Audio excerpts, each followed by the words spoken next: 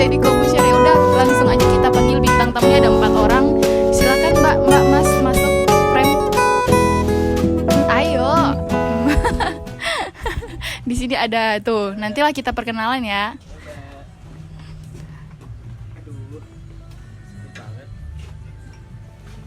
Oke, ini atur-atur tempat duduknya dulu. Oke, sorry. Nah, di sini udah teman-teman lihat, di sini ada 3 cewek dan 1. Ini cewek apa cowok ya? Cowok. Cowok, 1 cowok.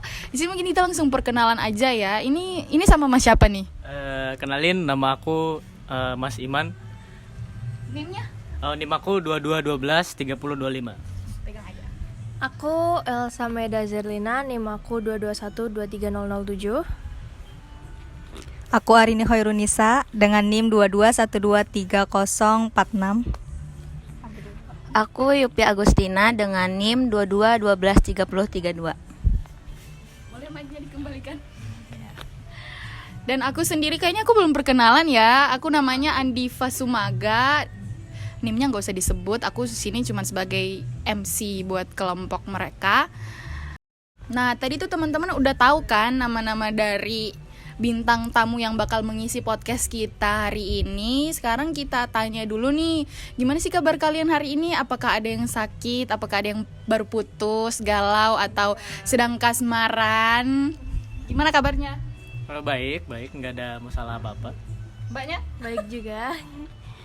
Jawab sama-sama aja, nggak apa-apa. Ya kalau saya sih sebenarnya baik-baik aja ya. Cuman kayaknya ada satu sih yang nggak baik. Apa tuh? Dompet saya kayaknya lagi nggak baik gitu. Kayaknya kalau itu semua orang ya Mbak. Kalau saya baik-baik aja, ya. Alhamdulillah ya, semua baik-baik aja. Tadi udah nanya-nanya kabar nih.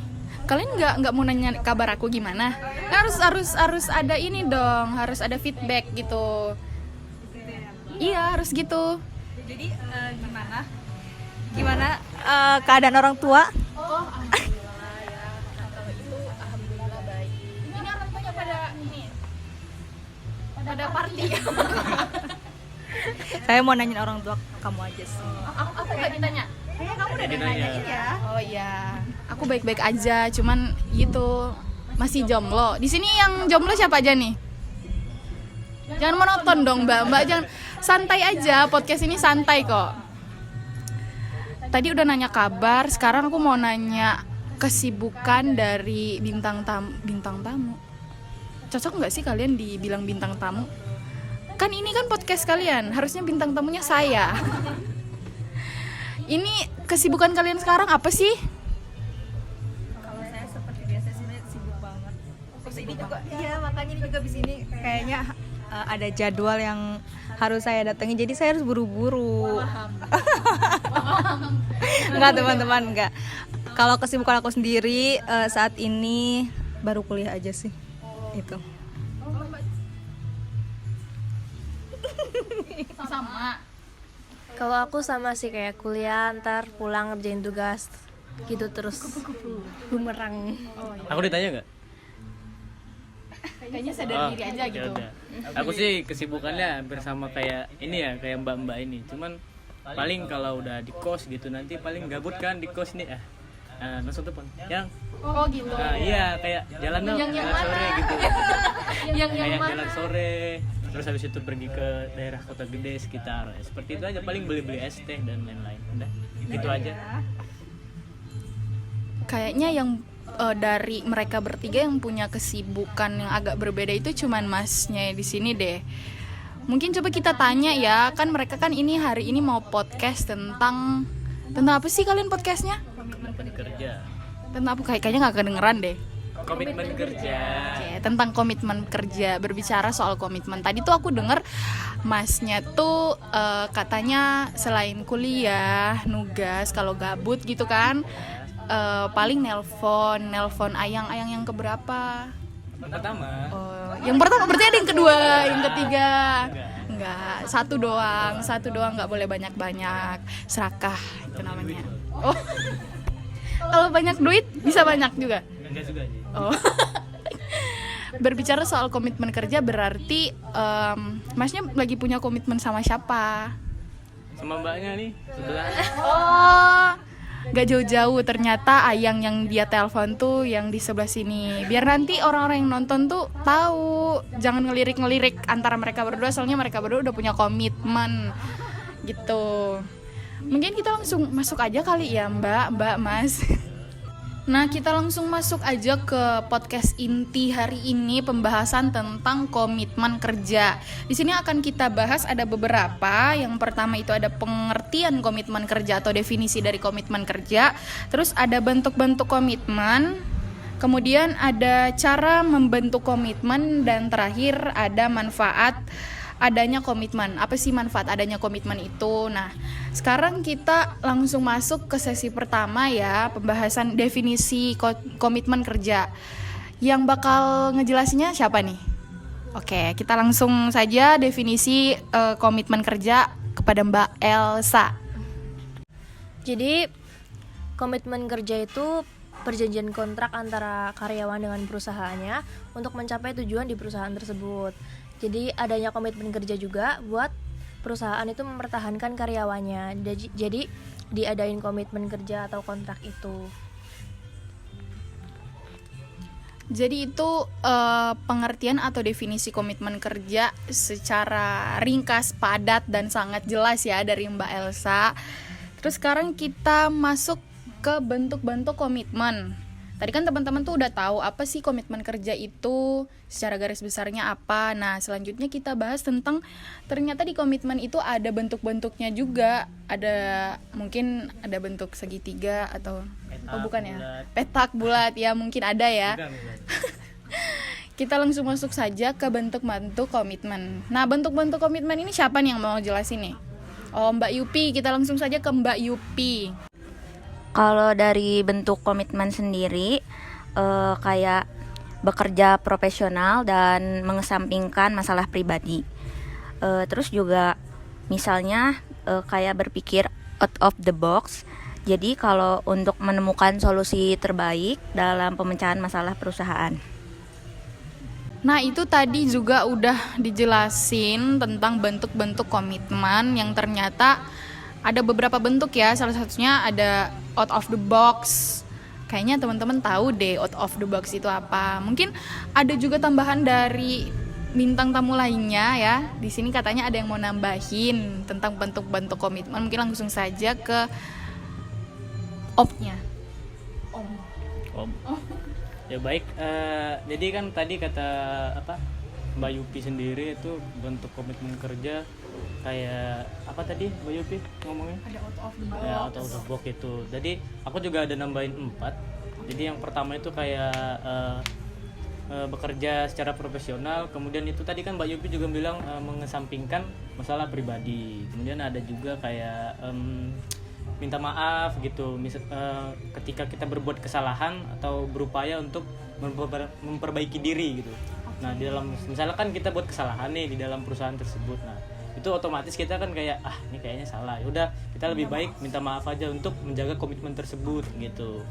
Kemudian kayak misalnya ini kita lagi di dalam satu perusahaan, kita tuh harus bisa mengapresiasi pekerjaan orang lain gitu.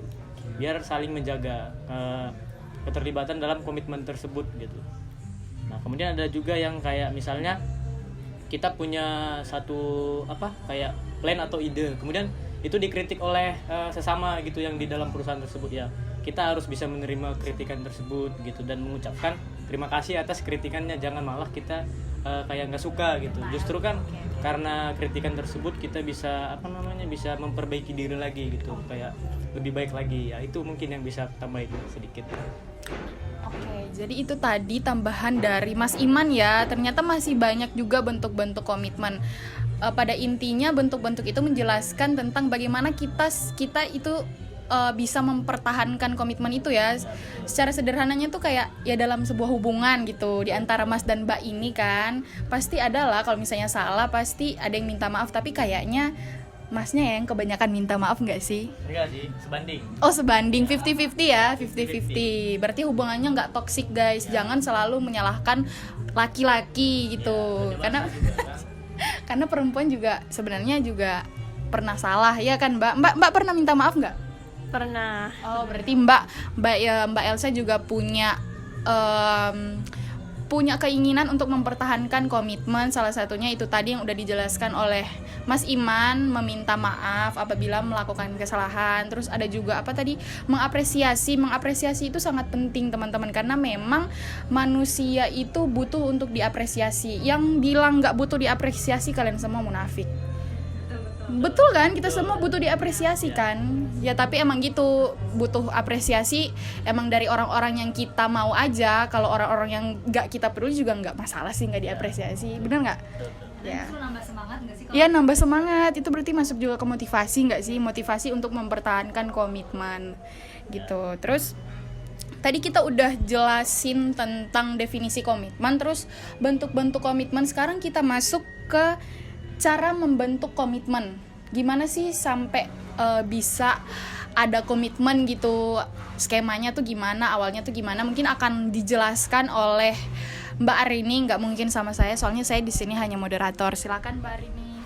Terima kasih. Ya, jadi nggak bisa kita pungkiri ya bahwa kehidupan di dunia kerja itu nggak seindah yang kita bayangkan, ya nggak sih? Pasti banyak tantangannya. Terus juga apalagi kayak itu kan menyatukan berbagai kepala-kepala yang pastinya banyak banget cekcok. Dan ternyata setelah kita pelajari, komitmen kerja juga penting gitu, sangat penting banget adanya antara atasan dan bawahan, itu juga penting gitu. Karena kan kalau misalkan ada komitmen tuh kita bisa saling introspeksi, saling course check juga gitu kan. Terus juga gimana cara membangun komitmen itu? Nah, membangun komitmen itu tujuannya juga pertama ya, tujuannya apa sih, kenapa sih harus ada komitmen dalam kerja? Nah, itu juga bisa untuk menciptakan hubungan emosional karyawan dengan tempat bekerja. Jadi gimana dengan adanya komitmen itu si karyawan tuh bisa kerja dengan sepenuh hati gitu. Terus kan sesuai dengan porsi dia kerja gitu, job desk-nya dia itu. Terus juga gimana karyawan itu bisa tanggung jawab, terus juga lebih inisiatif, pastinya lebih semangat karena dia ada si komitmennya itu. Nah, untuk bagaimana sih cara membangun komitmen? Bisa juga dengan menyampaikan tujuan bersama, terus juga menciptakan lingkungan kerja yang menyenangkan. Jadi kan yang selama ini kita tahu tuh bos tuh galak, bos tuh otoriter gitu kan. Nah, gimana caranya kita tuh mengubah persepsi itu gitu, bahwa nggak semua bos itu galak dan nggak semua bos itu otoriter. Gimana caranya si bos itu atau atasan itu bisa membangun rasa nyaman pada karyawannya gitu, karena kan kalau karyawan udah nyaman dia juga kerjanya akan semangat, terus juga sepenuh hati lah gitu. Terus juga ada kayak tumbuhkan rasa cinta kepada perusahaan. Nah, terus kan tadi kayak gimana caranya kita tuh mengubah persepsi orang tentang bos yang galak, tentang bos yang otoriter, bahwa bos juga atau atasan juga harus bisa mendengarkan para bawahannya gitu. Jadi ada komunikasi antara atasan dan bawahan. Gimana nih supaya karyawan-karyawan itu semangat kerja, gimana nih supaya karyawan-karyawan tuh bisa mencapai target penjualannya gitu, atau bisa mencapai target-target yang memang harus dicapai pada tahun itu, pada bulan itu gitu ya. Terus juga memberikan kesempatan untuk karyawan tuh berkontribusi. Jadi nggak cuma kayak atasan yang ngasih perintah terus bawahan yang ngerjain itu, tapi gimana caranya si atasan juga tahu apa yang dikerjakan, bagaimana lapangannya gitu, istilah katanya kan, bagaimana mentahnya, jangan cuman kayak pengen enaknya aja gitu, kayak pengen menikmati hasilnya aja gitu. Terus juga mendukung pengembangan karyawan, kayak seperti mengadakan seminar-seminar, pelatihan itu juga kan penting karena si karyawan itu bisa mengasah skillnya gitu. Misalkan kayak perusahaan sales gitu kan, jadi si sales ini bisa lebih belajar gimana sih caranya kita menawarkan produk agar produk kita tuh menarik di mata para pelanggan gitu, agar pelanggan tuh kayak tertarik lah sama produk kita, berbondong-bondong pengen apa itu gitu, seperti itu kan. Itu aja sih, mungkin ada tambahan dari yang lain. Oke guys, jadi tadi udah dijelasin oleh Mbak Arini tentang bagaimana cara membentuk komitmen kerja. Tadi udah dijelasin, diantaranya itu ada penyampaian tujuan gitu, antara tujuan dari perusahaan, atasan, dan tujuan dari karyawan atau bawahan gitu. Ya layaknya sebuah hubungan gak sih Mas, Mbak? Kalian sebelum menjalani komitmen itu kalian pasti udah nyatain gitu kan? Ya gak sih? Nyatain gak? Nyatain gak Mas? Iya. Mbaknya nyatain gak? Iya juga. Berarti menyatakan gitu tujuan bersama sampai membentuk sebuah komitmen. Terus ada juga tadi komunikasi dua arah, dialog dua arah. Itu komunikasi dua arah itu sangat penting banget ya guys buat sebuah komitmen. Karena kalau cuman komunikasi satu arah kayaknya komitmen gak bakal terjalin. Kayak seperti tadi sebelum ini udah dijelaskan juga sama Mas Iman tentang komunikasi juga masuk gak sih tadi Mas? Masuk tentang apa tadi? Materi sebelum inilah. Terus ada juga tentang pemberdayaan gitu ya.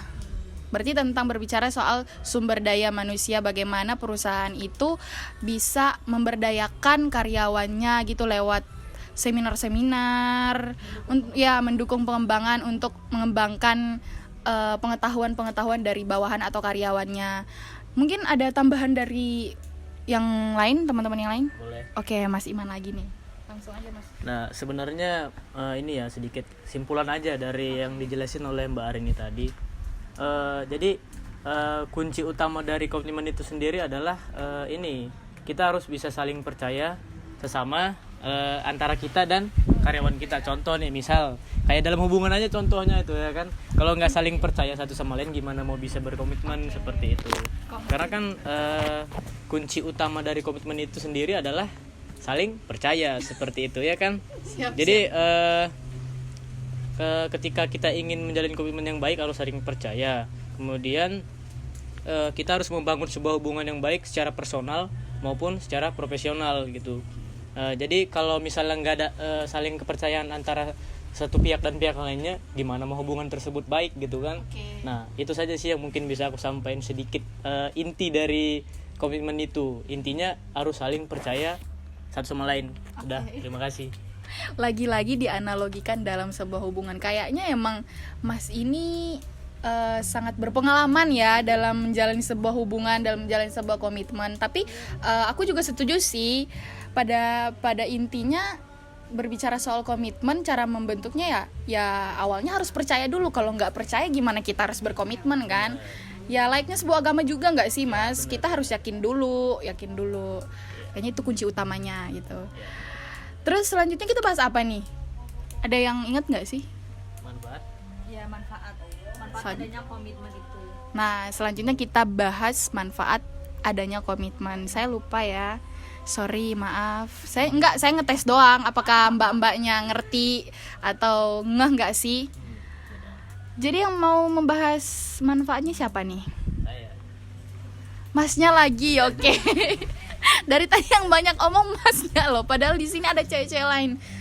Langsung aja Mas. Oke, baik. Kembali ke komitmen ya. Jadi ya saya sudah katakan di awal tadi, bagaimana komitmen itu sungguh penting dalam sebuah perusahaan gitu. Jadi dengan adanya komitmen terhadap perusahaan itu, maka karyawan memiliki kayak saling keterkaitan dengan sesama pekerja di dalam perusahaan tersebut gitu. Kayak karyawan ini memiliki manfaat diantaranya ikhlas dan dengan senang hati untuk melakukan pekerjaan yang bukan pekerjaan dia gitu. Jadi kan karena dia memiliki komitmen tersebut, misal nih si ini tuh nggak bisa ngelakuin ini, jadi dia tuh dengan senang hati atau dengan senang buat nerima pekerjaan yang harusnya bukan dikerjain sama dia seperti itu. Kemudian keinginan lebih kuat untuk bekerja pada organisasi dan memberikan sumbangan seperti untuk pencapaian tujuan dalam organisasi tersebut kayak di perusahaan gitu. Itulah manfaat dari komitmen. Kemudian ada juga ini, meskipun kita harus selain bertanggung jawab, kemudian tujuan dari komitmen itu sendiri adalah memberikan jaminan. Memberikan jaminan, adanya jaminan ini disesuaikan dengan isi komitmen sehingga tidak mengubah masa depan. Selain setiap pada suatu perjanjian, komitmen dapat terlihat dari tindakan gitu. Nah, mungkin itu saja sih. Kayak tadi udah dijelasin tuh tentang manfaat-manfaat dari komitmen itu sendiri. Di antaranya tuh ada pertama tadi ikhlas ya Mbak, Mas. Ketika kita mempunyai komitmen dengan seseorang atau dengan organisasi atau dengan perusahaan, itu akan menjadikan kita menjadi orang yang nggak sungkan-sungkan gitu untuk membantu orang lain walaupun itu bukan tanggung jawab kita. Nah, terus juga yang aku tangkap terakhir Masnya bilang juga manfaat dari komitmen itu agar ada jaminan gitu kan. Berarti komitmen berarti ada perjanjian di situ, ada isi dari komitmen tersebut. Biasanya kan di dalam menjalani sebuah pekerjaan dengan industri-industri dan perusahaan pasti akan ada perjanjian kan di dalam, yang dimana isi perjanjian tersebut pasti nggak bakal merugikan pihak manapun, entah itu dari pihak perusahaan atau dari pihak karyawan. Ada yang mau ditambahin lagi Mbak, Mas? Ya gini, kenapa itu penting juga kan, ini komitmen. Itu komitmen itu bisa menjalin, selain bisa menjalin hubungan sesama karyawan, itu juga membuat karyawannya tuh merasa aman di dalam organisasi gitu, sehingga dia tuh tidak ada niatan buat keluar dari organisasi tersebut. Karena apa? Karena adanya komitmen dan sudah saling percaya kan. Jadi itu dari situ mereka udah merasa nyaman, aman. Kemudian kayak ini teori kebutuhan itu teori kebutuhan si Maslow. Nah, ada kan, itu kan yang pertama fisiologi. Kemudian kebutuhan rasa aman, kemudian rasa disayang, kemudian situ ada apresiasi penghargaan, kemudian aktualisasi diri. Nah, seperti itu. Jadi dengan adanya komitmen tersebut, jadi di situ dia tidak ada niatan buat keluar dari perusahaan tersebut, seperti itu. Itu juga masuk di manfaat adanya komitmen. Ya, saya setuju dan sepakat sekali, dan mungkin teman-teman yang nonton video ini dan dosen yang bakal melihat video ini juga bakal setuju dengan apa yang dikatakan oleh kelompok berapa? Kelompok 6. Ada nama kelompoknya nggak sih? Oh, nggak ada, ya udah, nggak spesial ya. Kelompok 6 aja gitu tentang komitmen kerja. Oke, jadi itu tadi kita udah ngebahas tentang definisi, terus bentuk-bentuk komitmen, cara membentuk komitmen, terus yang terakhir manfaat dari komitmen itu sendiri. Jadi kesimpulannya adalah saling percaya. Oke. Kesimpulannya adalah bisa saya simpulkan bahwa di setiap industri dan organisasi itu pasti dan akan selalu ada komitmen. Ya nggak sih? Akan selalu ada komitmen antara satu individu dengan organisasi atau satu individu dengan individu lainnya. Oke, dalam industri atau organisasi. Mungkin itu saja yang bisa kami sampaikan dalam podcast ini. Apabila ada kesalahan dalam pemilihan kata atau dalam cara gaya duduk Vincent kami berempat yang satu nggak diajak. Kami duduk Vincent ini ya namanya. Bila ada kesalahan mohon dimaafkan. Kepada Tuhan kami memohon maaf nggak sama kalian, iya kan? Ya, benar. Oke, benar. Sampai jumpa lagi, bye bye.